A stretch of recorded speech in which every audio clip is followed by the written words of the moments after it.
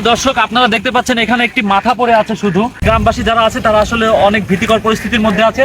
অনেকে এটা দেখে সাহস পাচ্ছে না, অনেকে যাচ্ছে এখান দিয়ে।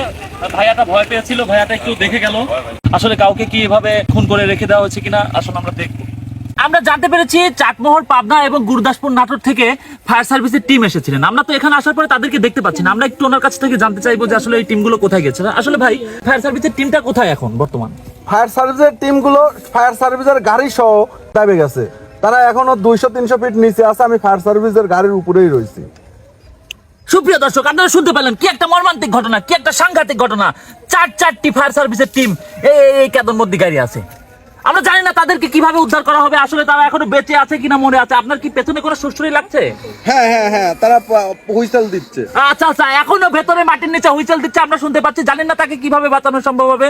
নিশ্চয়ই ঢাকা থেকে কোনো টিম আসবে হেলিকপ্টার নিয়ে বা প্লেন নিয়ে, তারপরে হয়তোবা তাকে বাঁচানো সম্ভব হবে, নইলে তিনি হয়তোবা এখানেই মারা পড়বেন। খুবই মর্মান্তিক ঘটনা প্রিয় দর্শক। উনি এখন জীবনের অন্তিম পর্যায়ে আছে, আর কিছুক্ষণের মধ্যেই হয়তোবা উনি ওনার শেষ নিঃশ্বাস ত্যাগ করবেন।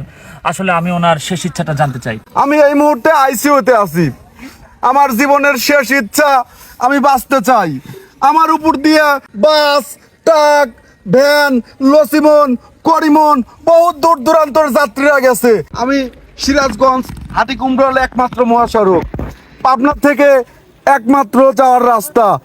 আমাকে ব্যবহার করে রাজশাহী, ঢাকা, চট্টগ্রাম, বান্দরবন, তেতলার থেকে তেঁতুলিয়া পর্যন্ত যায় থাকে। আজ আমি আইসিইউতে আছি, আমাকে কেউ বাঁচাইতে আসতেছে না। প্লিজ আমাকে বাঁচান, আমি বাঁচতে চাই, আমাকে বাঁচতে দিন। এতক্ষণ পর্যন্ত আপনারা শুনতে পেলেন হাটিকুমরুল মহাসড়কের আর্তনাদ। ছোট্ট একটা চিত্র দেখানোর চেষ্টা করছি। দেখতে পাচ্ছেন যে এখানে গতকালকের একটি দৃশ্য। এরকম ভাবে প্রতিদিনই কোনো না কোনো গাড়ি এখান থেকে উল্টে যাচ্ছে। কিছুদিন আগেও আমরা এই রাস্তা দিয়ে যাচ্ছিলাম, আমরা তখনও আপনাকে খুবই সুন্দর এবং সুঠাম দেহের এবং সৌন্দর্যপূর্ণভাবে দেখেছি। আজকে আপনার এই দশা দেখে আমার একটি প্রশ্ন করতে ইচ্ছা হচ্ছে যে আসলে আপনাকে কি অনেক কম টাকা দিয়ে তৈরি করা হয়েছিল, বা এরকম কোনো কিছু যেটা অনেক নিম্নমানের ছিল? ওরে ভাই রে ভাই, যে জায়গায় রড লাগবে এ জায়গায় রড দেয় নাই, দিছে বাঁশ। লাগবে সিমেন্টের কোনো আটাও দেয় নাই, পাক দিয়ে আর অল্প একটু বালু দিয়ে আর কয়েকটা খোয়া দিয়ে আমাকে বানাইছে।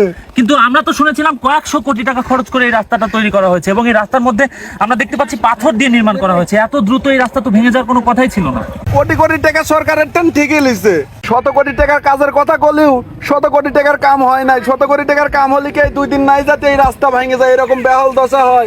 আমরা এই মুহূর্তে মিরাজুল ভাইয়ের সঙ্গে একটু কথা বলবো, ওনার বাসা এখানেই।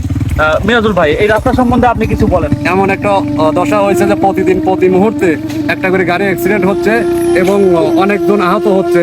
শুনলাম যে গতকালকে নাকি এখানে একটা মানে নসিমন যাকে বলে ভটভটি, হ্যাঁ, সেই নসিমনটা উল্টে গেছিল। সেখানে রাত 3টের দিকে আমাকে ডাক দেওয়া হয়, ফোন দেওয়া হয়। একজন ফোন দেয় যে আপনার বাড়ির সামনে একটা গাড়ি উল্টে গেছে, সেই গাড়িটা একটু দেখেন। আমি যা দেখি সে লোক অ্যাক্সিডেন্ট হয়ে তার মাথায় আঘাত লাগছে।